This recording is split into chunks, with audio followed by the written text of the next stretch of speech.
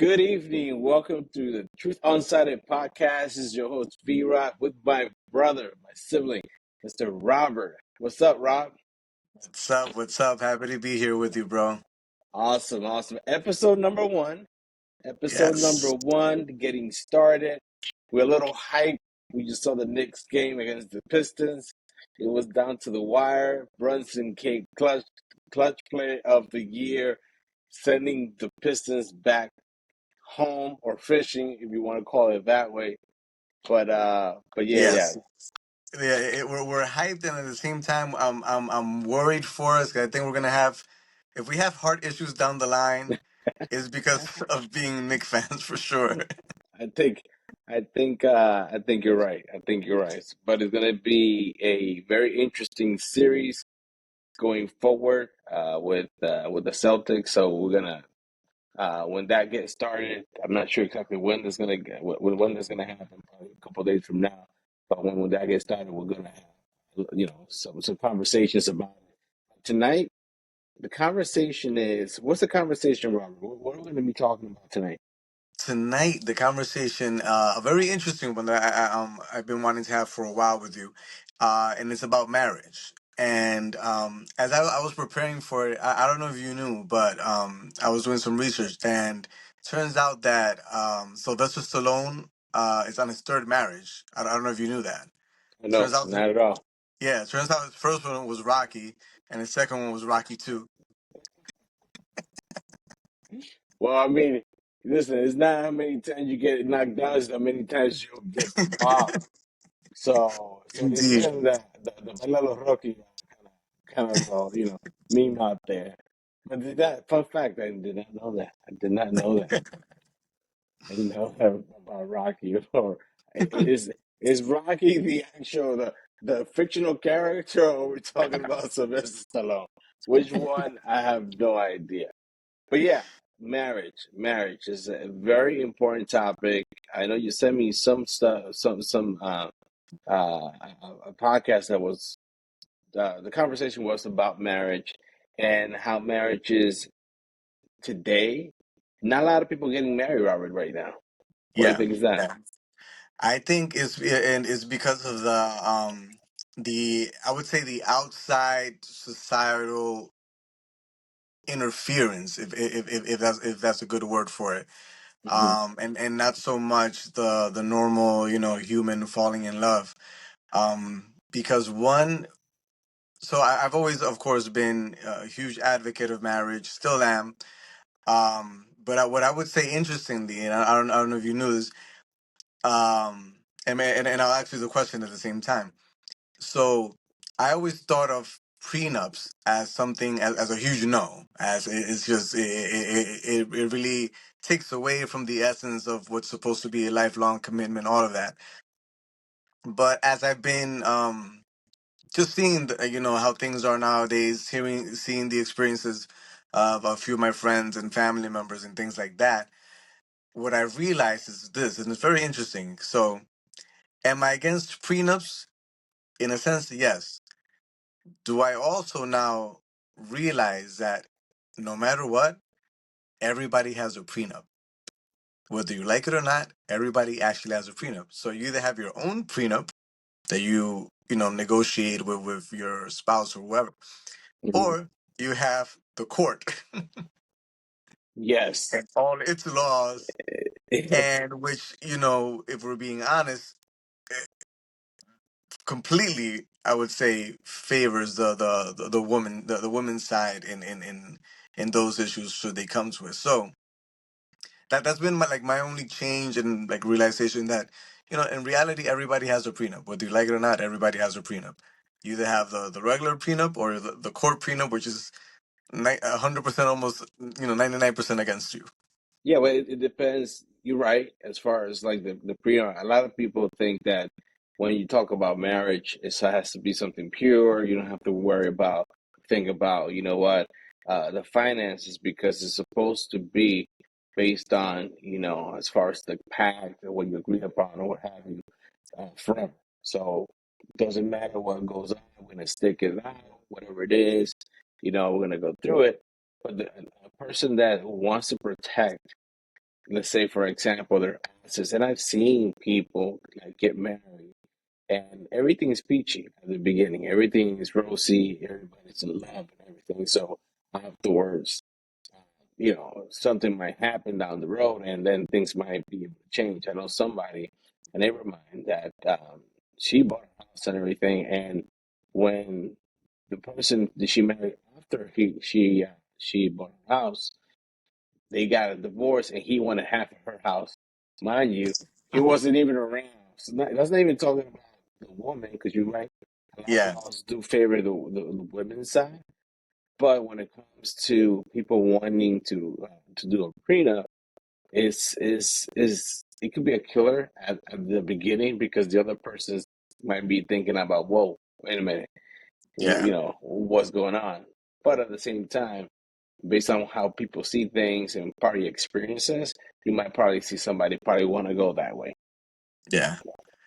Yeah, it's totally understandable, especially if someone is coming in with certain assets, or even someone coming in with already kids and things and responsibilities, and with his companies and a lot of people that depend on him. Of course, that's understandable, but I think and the reason I mentioned the woman in particular is because I believe the numbers are or something around 80% of divorce is initiated by the woman.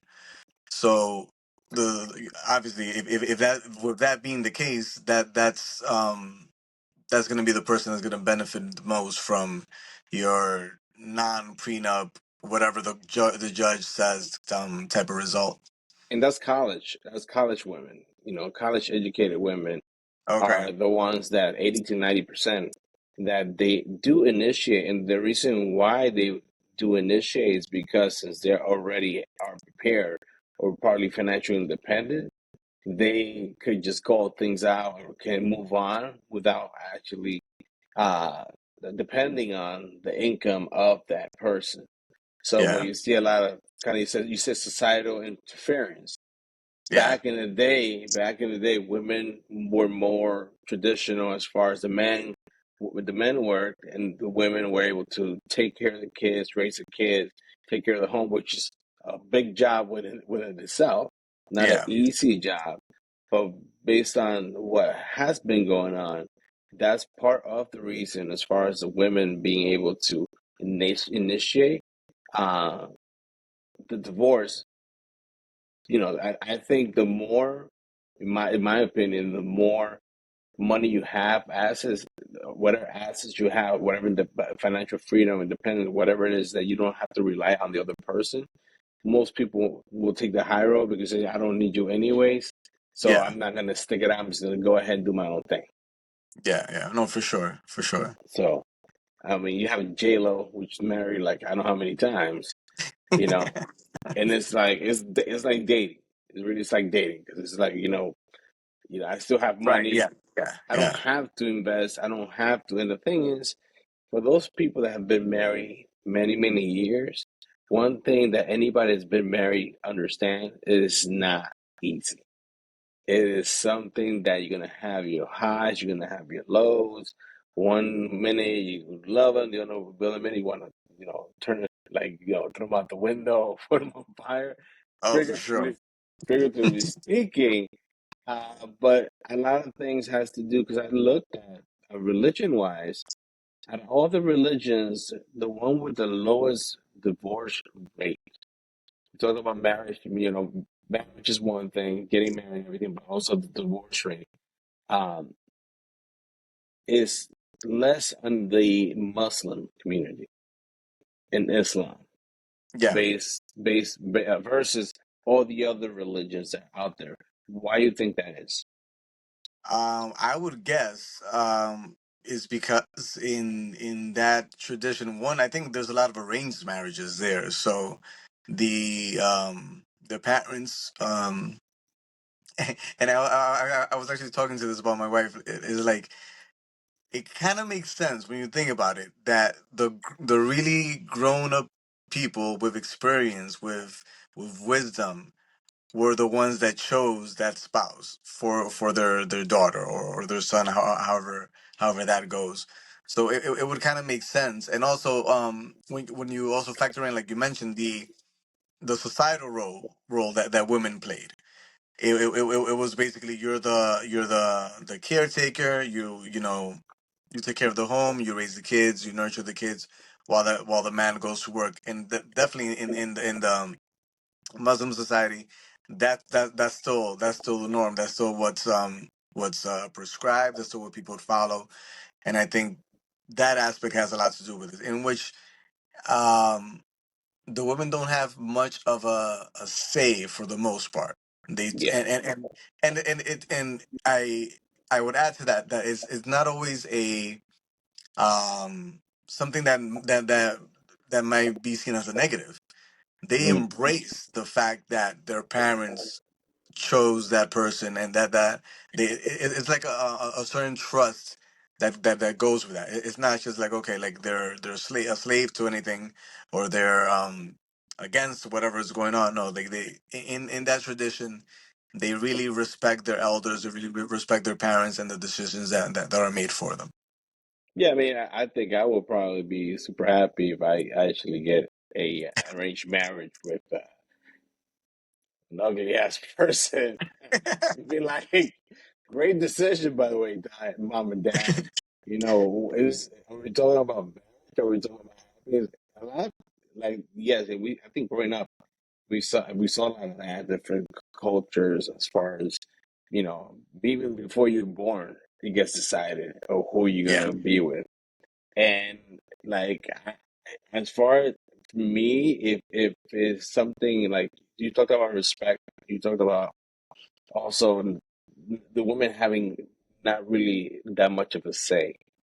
And that's when you compare to, let's say, people in America or in Latin America, women have more rights. And that's why you probably see that initiation versus the cultures, Islam or other cultures where um, people follow whatever is the trend, whatever it is that, how, because that's how their parents got married. That's yeah, how everybody, so it's not foreign for them, but people rebel yeah, and people get exposed to other cultures and people stop being traditional.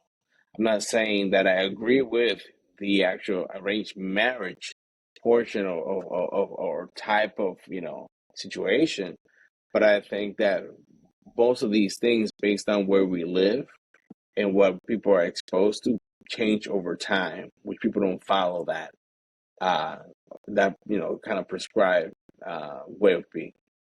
yeah. And I think in both cases we're talking about two extremes.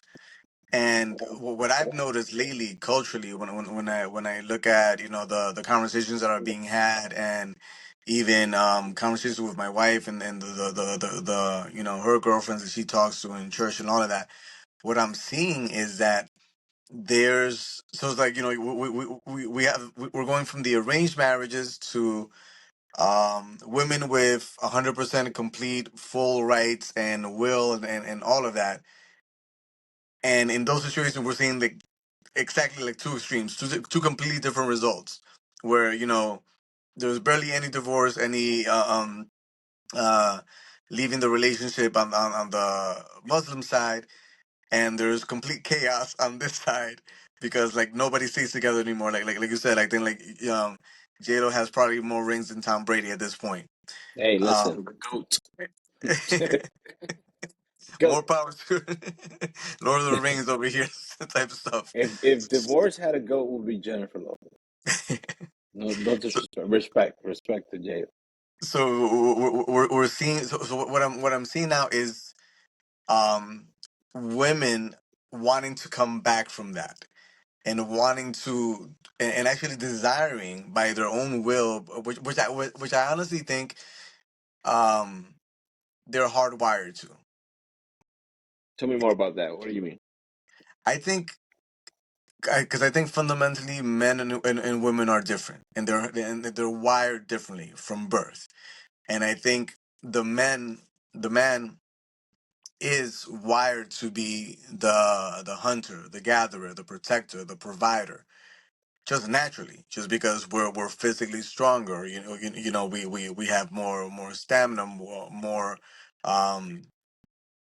will in terms of being like less driven by emotion and more just like execution and getting things done and things like that. And of course, those things vary, but for the most part, I think that that's how men are wired. Where women, I also believe, are naturally inclined to nurture, to build, to hold together, to raise kids, to because naturally only they can do that, you know. Yeah, So I believe that plays a huge part of it, and I think and this is what I'm hearing from women. It's like it's almost contrary to nature for the women to go out there and work and basically essentially take the either the same role as a man or share that role with the man. I think is I think that's the main thing that they're fighting within themselves now, nowadays. yeah. Well, yes, I think I agree with you as far as women and men wired differently. Do you think because women now go more to the gym now, like men, that they're stronger, or they're getting to be more stronger within the guys, or something like that has to do something with that kind of like trying to be strong, or that's just something that's cultural right now? What do you think? I think that's part of it because I believe just in the same way that women with the same thing of going to work and providing and since they've gravitated more towards that, I've also seen the opposite of men not being that provider, not being that that hunter, that gatherer, the one with strength, like you mentioned. I think there's been a huge lack and a huge decline in what you typically see or what we've always known to see, like the typical man, like that alpha male is almost like I wouldn't say rare, but it's been a huge decline. I think the um studies show that literally like testosterone levels from the 70s till now have been just dropping like crazy. So I think that's definitely something that adds to that for sure. But that has to do with the cortisol too. When the cortisol goes down, I mean, goes up, everything else goes down. Yeah, But yeah. it's seriously speaking, as far as the this like social factors come into play. I mean, people were getting divorced more back then. Like I said, in the '80s, it was like let me see, in the '80s, 10.6 out of 1,000 people um were, basically, generally married younger. In the '90s, it was a little bit less and a little bit less. So there's less divorces now, but there's less marriages now. You talked Right. about the women initiating more of the actual divorces. And some of the things they said is probably lack of commitment, infidelity is in there, for marriages not working, conflict and arguing, uh, the communication is poor, financial problems. That also is Yeah. huge because it adds to the more stress. Talked about, uh, you know, as far as physical, whatever, that adds to that, and substance abuse. But I also think one thing that doesn't get talked about is mental health, Yeah. because a lot of folks come into a relationship now more than ever, in either don't know how to communicate, either are dragging stuff for either for past relationships or Hmm. certain fears, and then they manifest it in that new relationship they have. So I don't think that that's healthy, but I think that in order to be able to, be there and kind of build off each other, which I think Yeah. marriage is supposed to be something like a team, and you are, you getting to fall in love with somebody new every time, because that person keeps evolving as you keep evolving. You're not gonna be the same person. You're Yeah. not gonna have the same ideas. So I think that that's also crucial and key, um, as far as marriage. What are some things that you do that allows you to build on your marriage? Or what is a recommendation that people should do in order to stay married? Activities and so forth.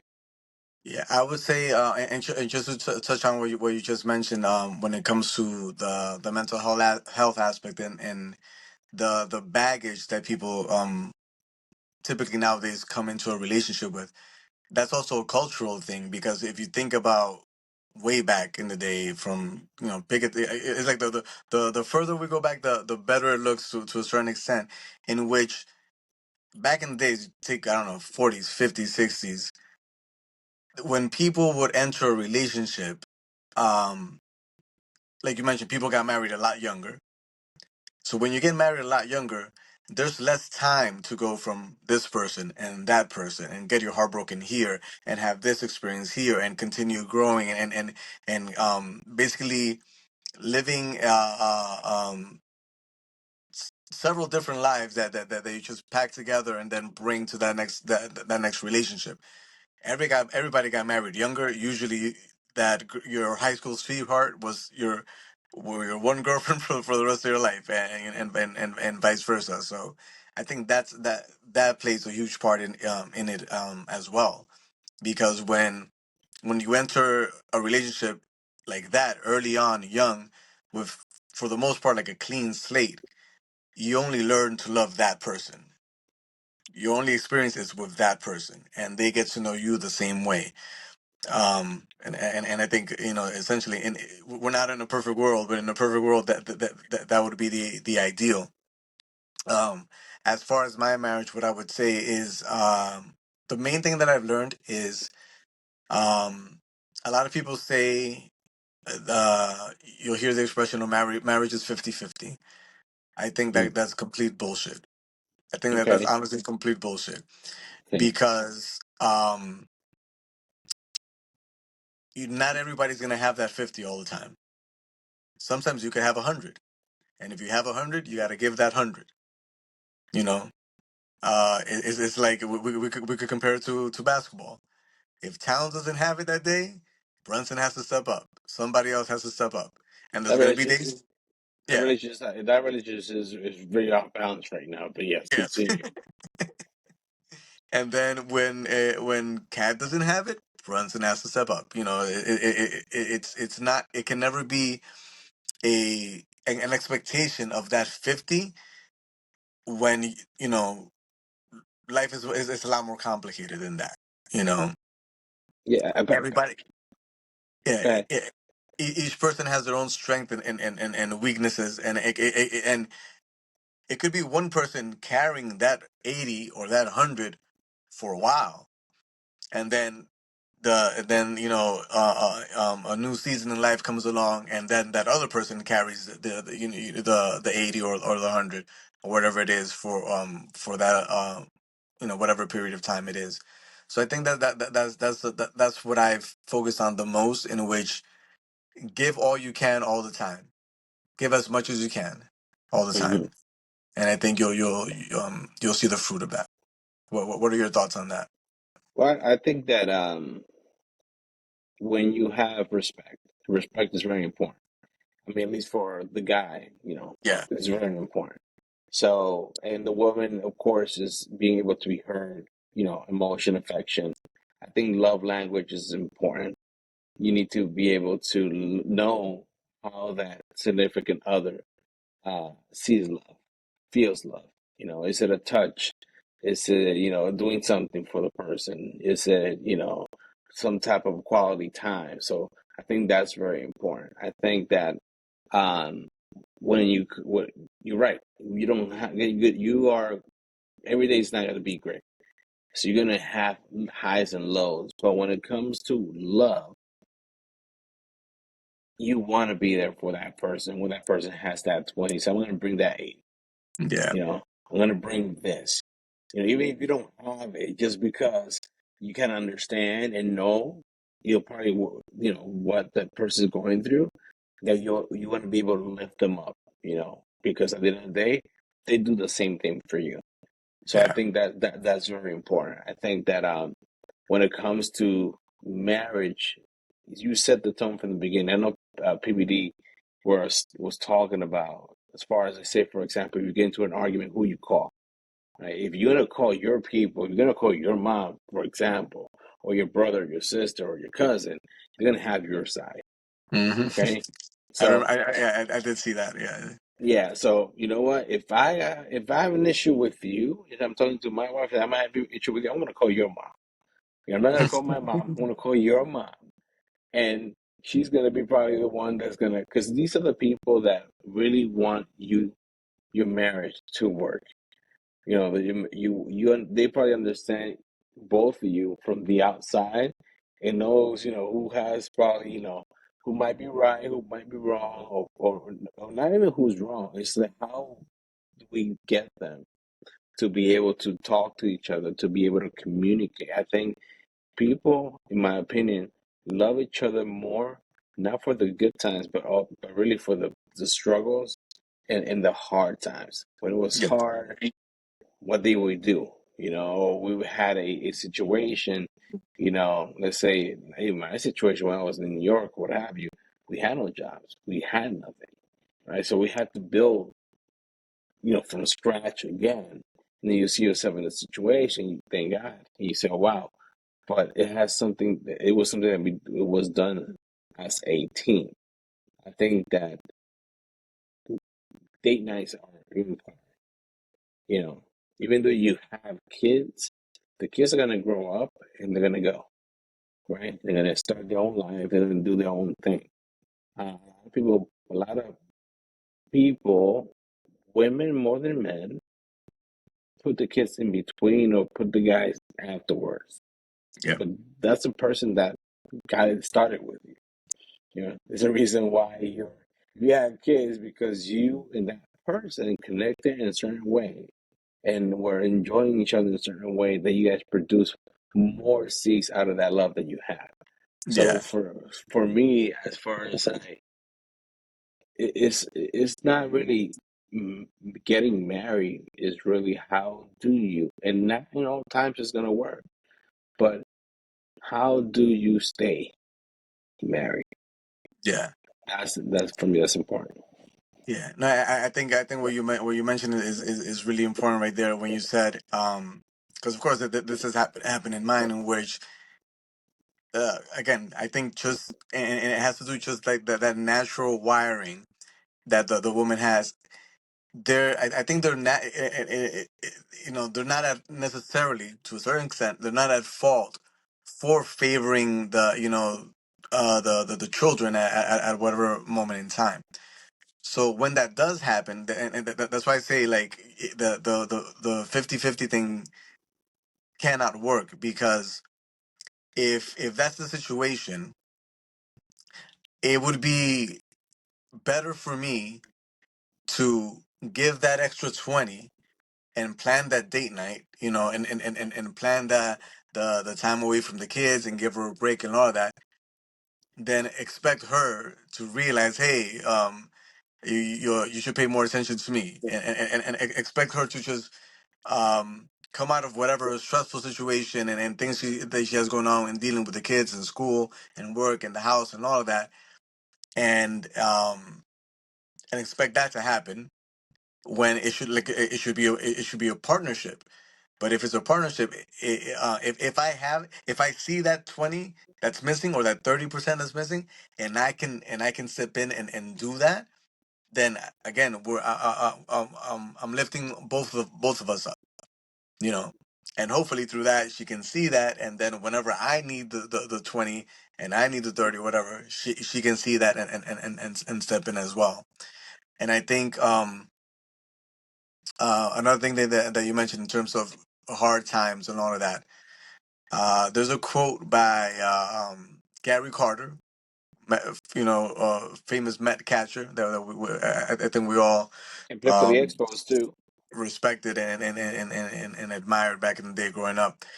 Um, where he says sometimes you just gotta play through the pain, and I think especially in marriage I think that definitely resonates, because like you said, things are not always going to be perfect, but you still got to do what you got to do. You still got to do your part. You still got to go out there and perform and give it your all, no matter what's going on. If you feel great about the other person, if you don't feel great about the person, if you don't feel good yourself, you still have that responsibility to show up. Just and what's interesting is that I feel that when it comes to like our kids, that happens more naturally than when it comes to our spouse. Because absolutely, there's if my kid needs something, it doesn't matter what's going on with me. I'm gonna show up. I'm gonna be there. And I think we should take that same approach, that same mentality when it comes to our spouse as well. Yeah, it's priority. That's like I said, that's the person that got it started. And the thing is what kind of example you want to show, as far as, your kids. Because at the end of the day, they're seeing everything. So when they do decide, then they see an example, probably what they saw growing up, and they will probably have an idea of what they think marriage is. And a lot through culture, we've seen, grandparents and everything, people married for many, many years.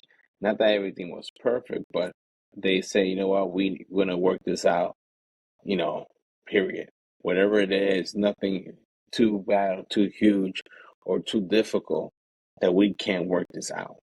I think that a lot of people do something different. And I was reading up on it because there are certain religions and certain people that they do check-ins, once a year, twice a year, as far as how the marriage is going, Yeah, or any grievances that they want to, go ahead and show out and talk about.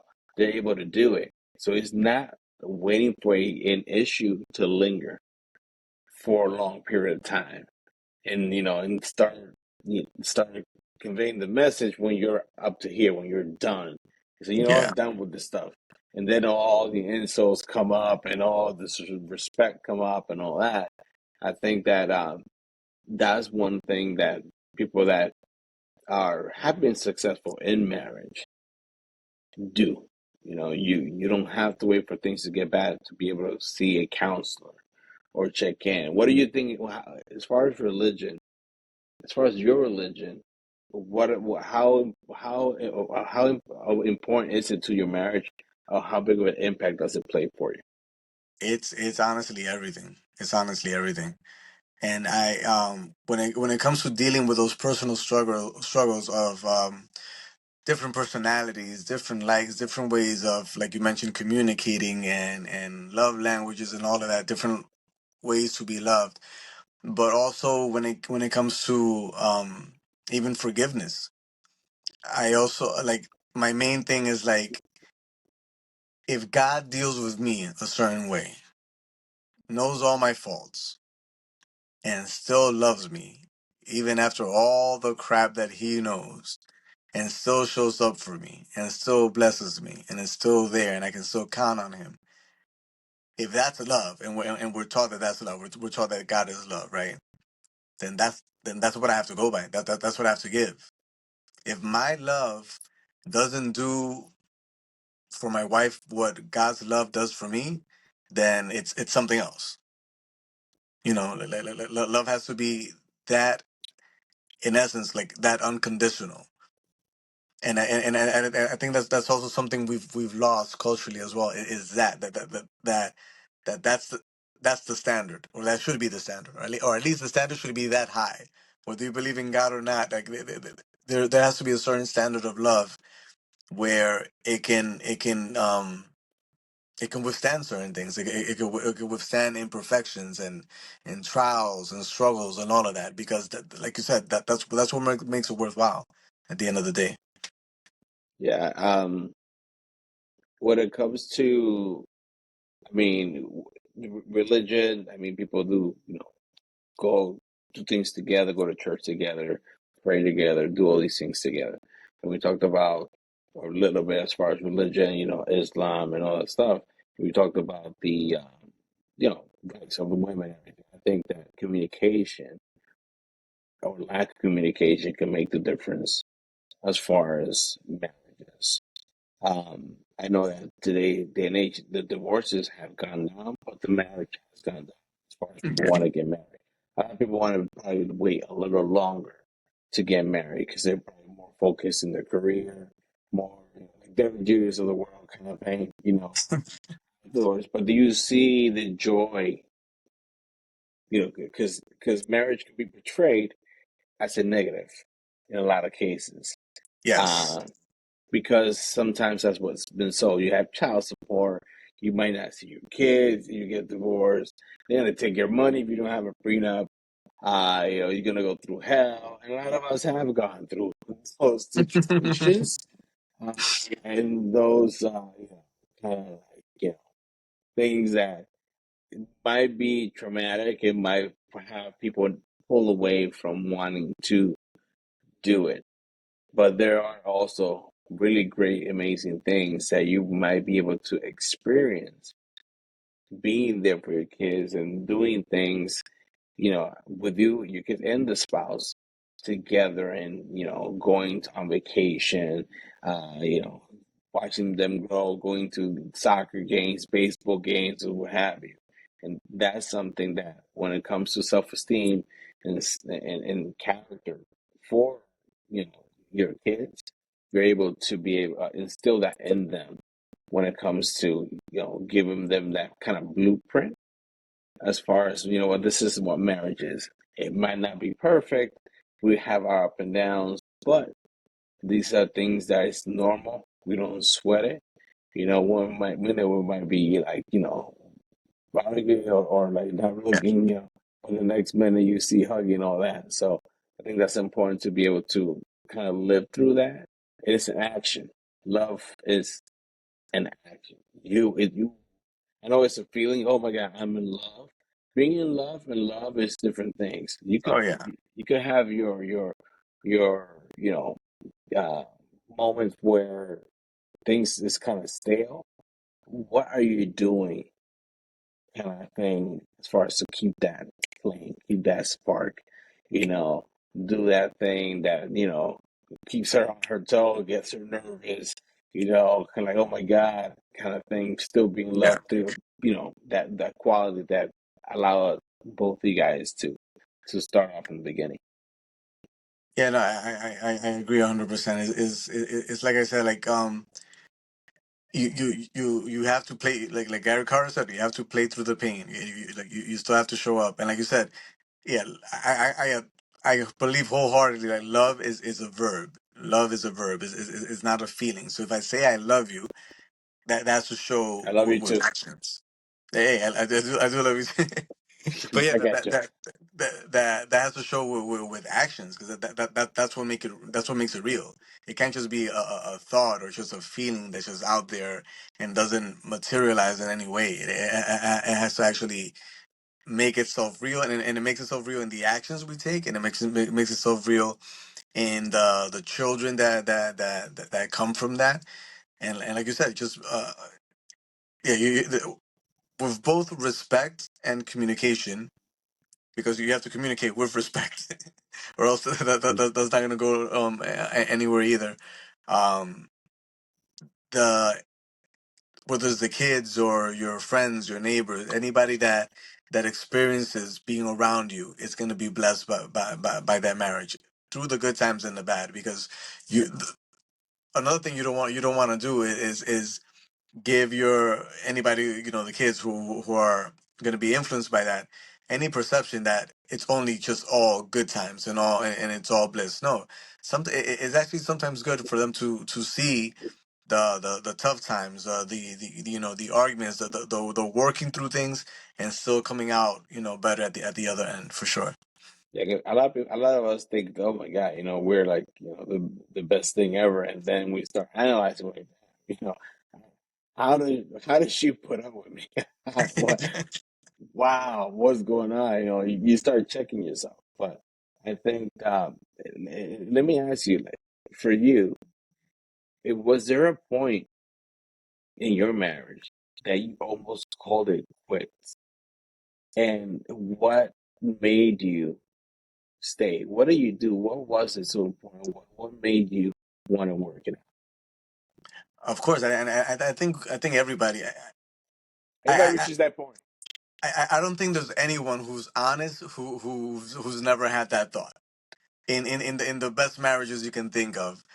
Um, for sure, yeah, and like I mentioned, I go back to my faith, the unconditional love that God gives me, no matter the horrendous things I can do or even think, or like, if God is able to see me in my complete brokenness and still be there, and again, if that's what love is, then that's what I have to give, no matter what.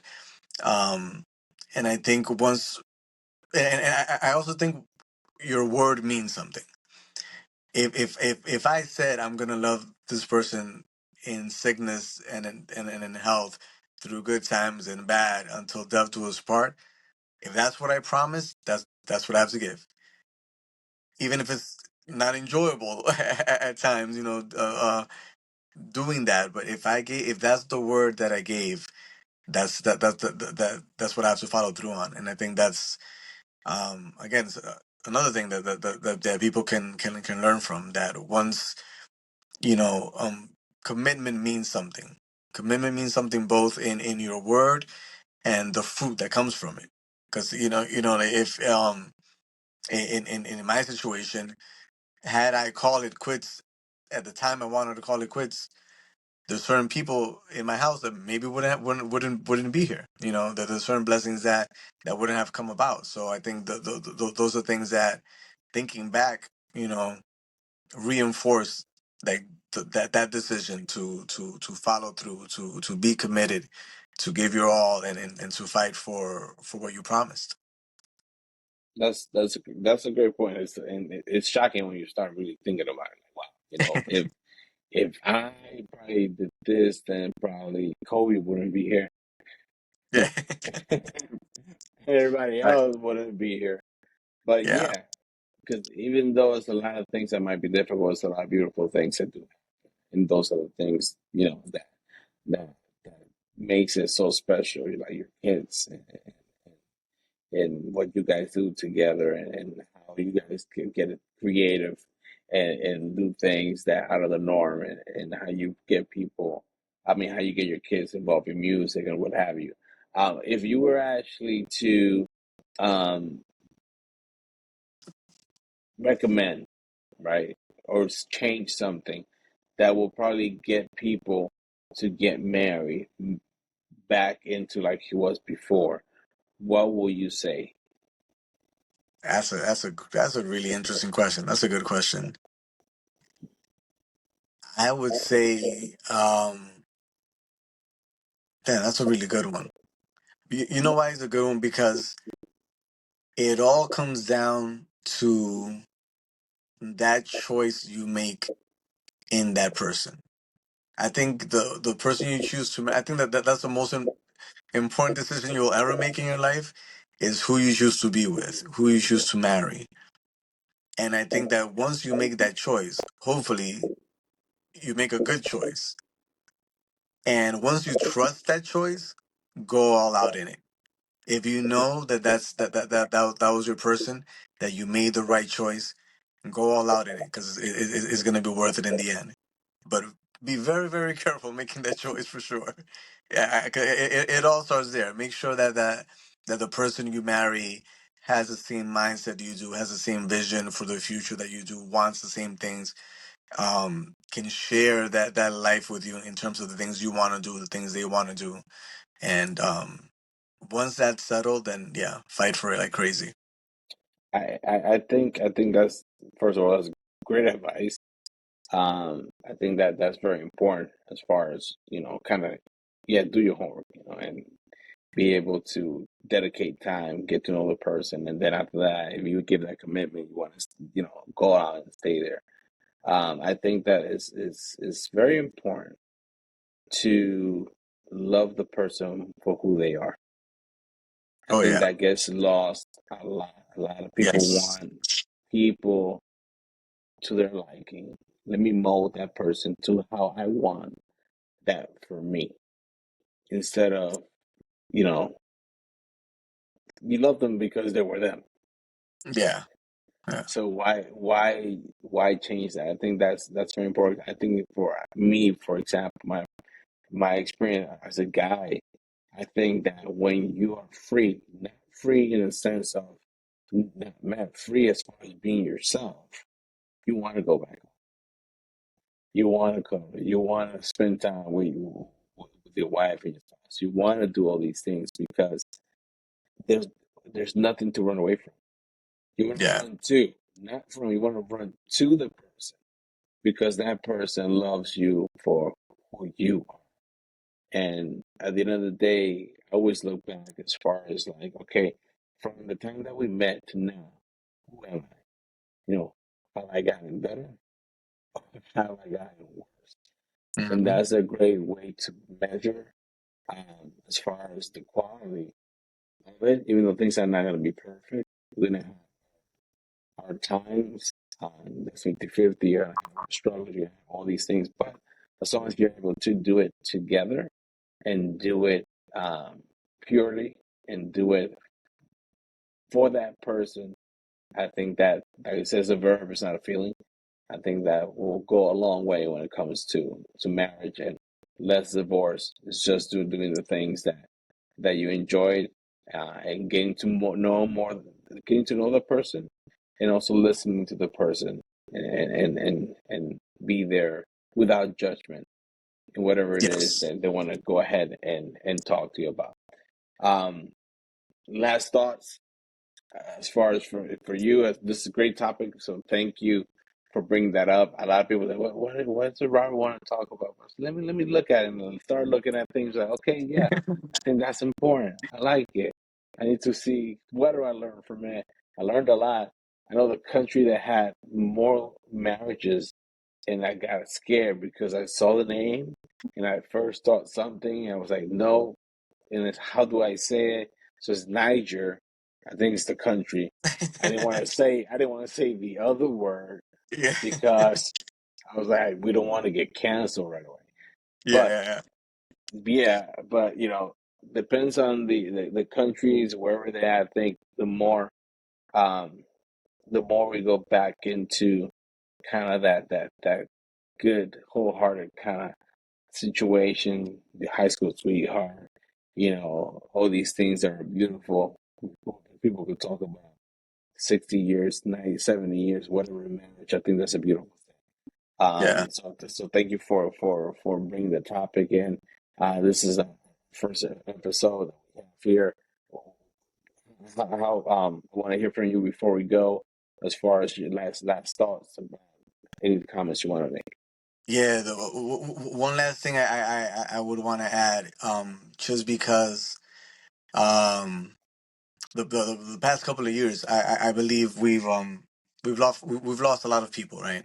We lost a lot of people that we loved, and I think that marriage is so important, that the responsibility you have in marriage to the other person is incredible, because if that's the person that if you're going to be the person that person is going to be around the most, you want to make their life as carefree, as stress free, as beautiful as possible, because that's going to be their experience.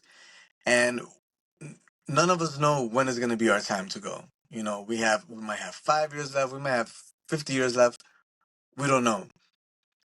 But that time that we do have left next to that person, we want to make it for them the best experience possible. I think it's really sad when someone passes away, and their spouse hasn't been all that great with them. Hasn't given them the greatest experience, hasn't treated them fairly. Has given them a life of stress, and then and now they're gone. I think that's a sad thing. I think we got to take advantage of that responsibility that we have to our partner, to make their life as beautiful as it can be, because I think that's also going to help us in the end to know that, while we had the chance, we did our job, we did what we could, and we did our part to make their life as fruitful, as beautiful, and as great as possible. I agree. I agree. I think love is from within out, not from out. It's not external. It's something Yeah. that it's a verb. It's something you show. So if you love somebody, just like you said, that you mentioned, just like God loves us, we should be able to not we're not God, but at least give that pure unconditional love to the other person. And unconditional means unconditionally, right? There's nothing in there between that will kind of like prevent you from doing that. I think that is equally important um, for both parties to be able to communicate. I think that when a lot of folks are not, and there's no excuse, anyways. You need to be able to treat your spouse with respect and love and affection, even though you have disagreements. Talk it out, communicate. I think it's important for people to be able to communicate, to hear each other, to do the counseling. To have somebody in there to kind of like see both sides and give you a chance if you don't feel comfortable at a certain point to Yeah. communicate. Get better communication, get better, because at the end of the day, you mentioned the 50-50. You can have a marriage when, even though the 80 is a bad 80, you know, you're not bringing anything as far as the communication, or that 10 or that 20. It is something that you're doing because you want to avoid the tough conversation, Yeah. avoid the pointing out. You should be the mirror and show the other person, listen, this is how things look like, and not be afraid to do it. Not be afraid to express yourself, because if you're a team, it's unconditional. We shouldn't be afraid to talk to each other. We shouldn't be Yeah. afraid There you go. to call each other out. I think that's very, very important, because at the end of the day, we want to be able to, when that time comes, it comes for everybody, that we part of this world. At least you did everything the way you needed to do, uh, and that will give you peace in your heart as far as how you treat that person, how you went about the business, and how much love you gave to that person, how many memories you created with that Yes. person, which is going to live on with you forever until you probably meet again. So Yep. I think that's very important. So yeah, I agree. We lost a lot of folks. For me, spiritually, they're still around. But it's something that at the end of the day, we got lucky at a certain point, Yeah. with the people that we got to be around, and got to know, and got to love us, and we got to love them. So thank you, Rob, for this. Thank you for the Knicks for giving us a win today. Yes. Indeed. Jalen Brunson, clutch player of the year, coming through. I think that's very important. Oh We're gonna yeah. be able to at least come in the airwaves at least 2 or 3 times a week with different topics. Please click like, subscribe, uh, ask anything you want us to talk about, anything you want us to discuss. Please let us know. We're gonna bring it to the forefront. We're gonna make things happen. As far as politics, Rob, what do Democrats, Republicans, Independents have in common? Hmm. I don't know. Well, that's a good question. What do they have in common? We're all Americans, all right, Amen. and that's Yeah. that's what's up. That's what's I up. like that. I like that. All right, Rob. Thank you so much. God bless. We're gonna continue doing this thing. I definitely always want to do it with you, because you always come in. Anything we talk about, we do it with class. You do it with class. You do it with style, and you do it with sense. And that's what we need: common sense, good stuff, good fun, and keep going. God bless. Thank you so much. Truth Unsighted Podcast, episode 1, done. See you later. Peace. Bye.